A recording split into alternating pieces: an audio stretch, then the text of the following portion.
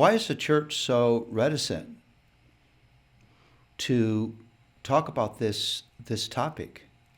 As I said, you seldom hear sermon series of any length talk about this topic. You don't see much of a development of a theology of money. Maybe a church will have a financial Sunday once a year, Right.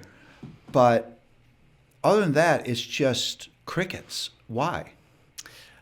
I spoke at a church, this was about a year ago, and it was on the topic of money. Anytime anybody asks me to speak, it's always going to be on money. And I finished up the sermon, and after the service, it's a Baptist church, so like all good Baptists, we had a potluck. Yeah. And so I was in the line for the potluck, and the pastor was with me, and he said, "Art, I am so thankful that you spoke on money today." I said, "Well, thank you. I appreciate that." He said, "Because it means that I don't have to." And I wish that I could say that story is an isolated event.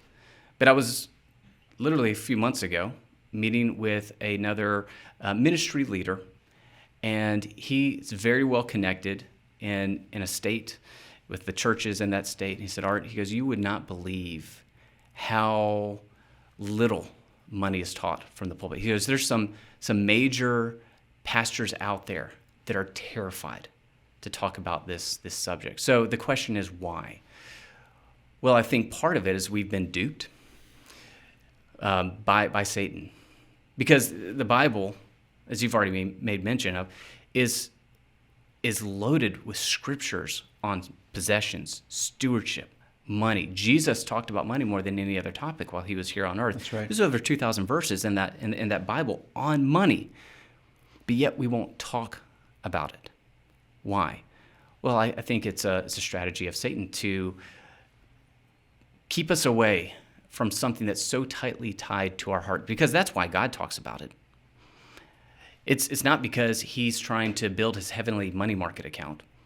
I mean, he already has everything. It's already his, right? But it impacts our lives in such a significant way. So what better strategy to take than to actually make that topic that Jesus spoke on more than any other topic, where there's over 2,000 verses, what better strategy than to make it just completely taboo, not just in the church, but also in households?